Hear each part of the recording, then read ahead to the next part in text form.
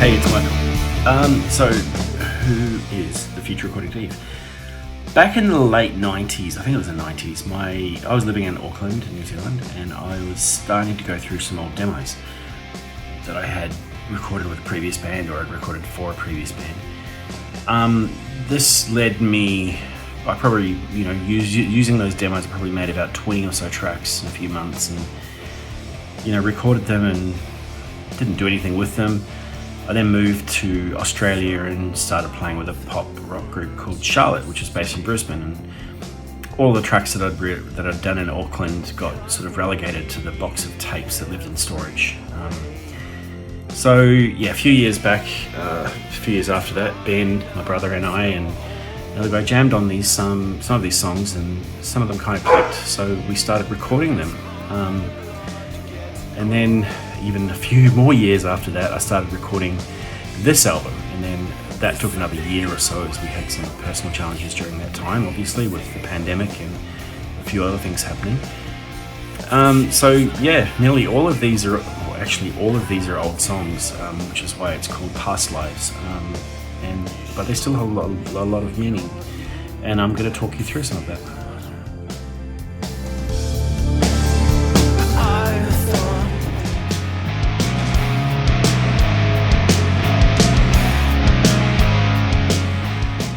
So Eve was probably the oldest song out of this group, and if you listen to the demo, which is available through Dark Escapes Music, you'll hear that demo, and the original recording I did it with an acoustic guitar and singing into a computer microphone. It was one of those long stick things that came up to your mouth from the desk, and you kind of talked into a computer. It didn't sound that great. Loads of compression on it because it was just a terrible microphone that was built more for Skype calls than anything else.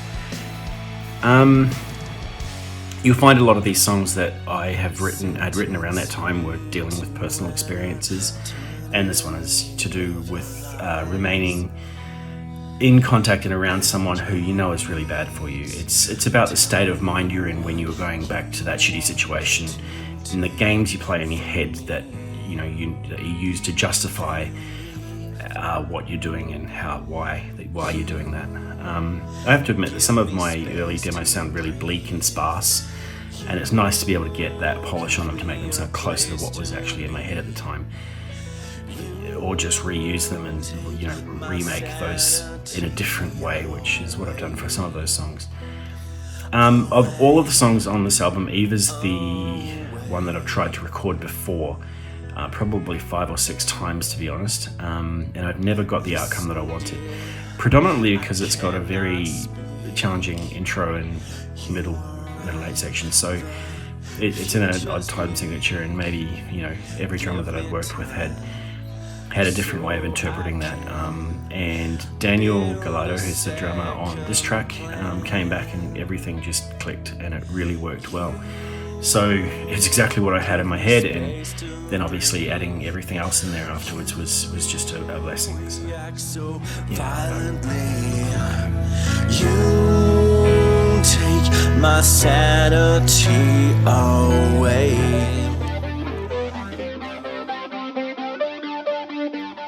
I wrote this one in a small town in Wellington on a 4-track Tascam recorder. I don't have one here at the moment because no one uses those anymore, I think. It wrote before I moved to Auckland, and you can also hear the demo of this on the Dark Escapes Music release, and you'll see how different it is from the final version. The demo that I did in Auckland a few years later was a lot closer to this, and it came about because I just bought a new guitar, a Les Paul, and it was a Gothic edition, a black Gothic edition, because back in those days I wanted to be cool. I still have a black Les Paul over here somewhere that I use quite frequently, but not that same one. And that clean pattern that I was playing originally just morphed into that picked out riff. The song itself is about fear and how that leads to rage. Not to get all Yoda on you, but it was the fear of losing yourself and your own personality, so that you'd fit in with other people, and you're forced to become someone who you're not, and how that makes you very angry, and how that anger doesn't sometimes get out. what lifted this song higher is Joyland's amazing bridge, which to me just really makes this song a whole different beast, and it brought it back to life, I think, because otherwise I would have probably left it. Can never be over. Something to hide my rage. All You Wanted. So this is the first song that I sent to Joyland to do her violin parts, and I wasn't expecting that to happen. It was an experiment. I never thought that I would probably need a violin on my tracks, and I was intending all of my tracks just to be bass, guitar, drums, and that was how it was going to be. Anyway, I sent them off to her just as an experiment, and I expected that it'd come back with a single guitar line or so. What came back was just incredible, and I was definitely impressed. So I decided to push on and get her to help with recording the rest of the songs, and that's how it came into this. I really enjoy the way the song builds, and this is so much better than what I originally envisaged, so I'm really happy with it. Lyrically, the song is being let down by someone you trust and respect, and probably because of the lack of respect that they have for themselves.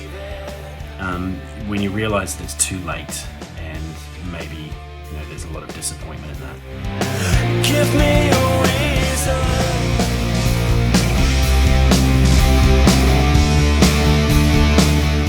So I've actually played this song a few times, so it's a lot more familiar than the others as I led up to the recording of it. Thankfully, there are a few bits that we changed because of the live process, and that always helps a lot. But in saying that, there's bits of the original demo that I did in Auckland that are still on this actual recording. The synth parts, I think, some of them are the original ones, and I think I didn't do this on the Tascam, I did this on an old version of a DAW that I had. So I was able to retrieve all of the files from that session and use them, or rebuild them. The other thing about this song is that Rodney played on this album, this song. So for those who don't know, Rod's a bass player from the Philippines. He's played in so many bands I can't even list them. But he's someone who I really admire, and he's played in a couple of tracks on this song, which I'm really happy about. Deeper Side lyrically is about bullying, and in terms of personal experience, this for me dates back to high school and onwards, a little bit past that. So for me, there was a lot of unresolved confusion during that time in my life, and this song was a way to help that.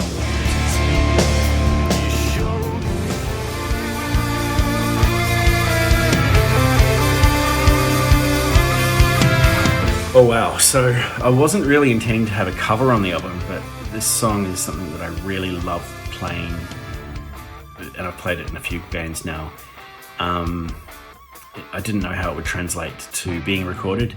Obviously, My Sex is a very different band, new wave and synth-based, and it's very different to Eve, so I did really enjoy recording this song, and I actually asked Kyle from Inspomia to play this on drums. He's more of a pop drummer, but it's really good to see how he knocked this out of the park. And also Joyland's violin symphony, again, really lifted this sonically. I'm really happy that I got to include this on the album. And when it came up to the idea of making an album, it was like, well, I think I might have to put this song on here as well, because it's part of my thing, and that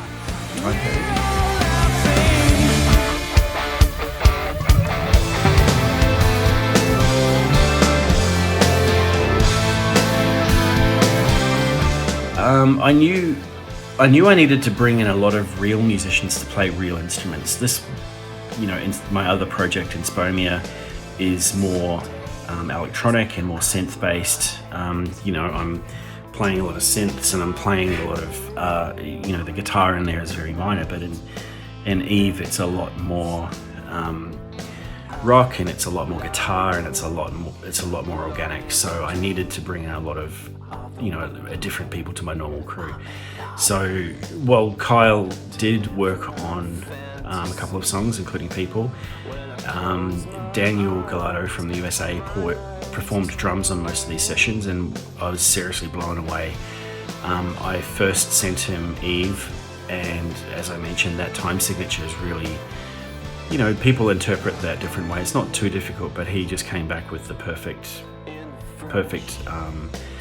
performance, and it really inspired me. And I've heard him on his Instagram channel, and he's just really passionate about what he does. He's a really great personality, and he's very serious about his craft. Look, as we were recording this album, obviously a lot of us were in lockdown during that time. I had a few family emergencies that I needed to deal with. We had limited access to studios, we had limited access to equipment.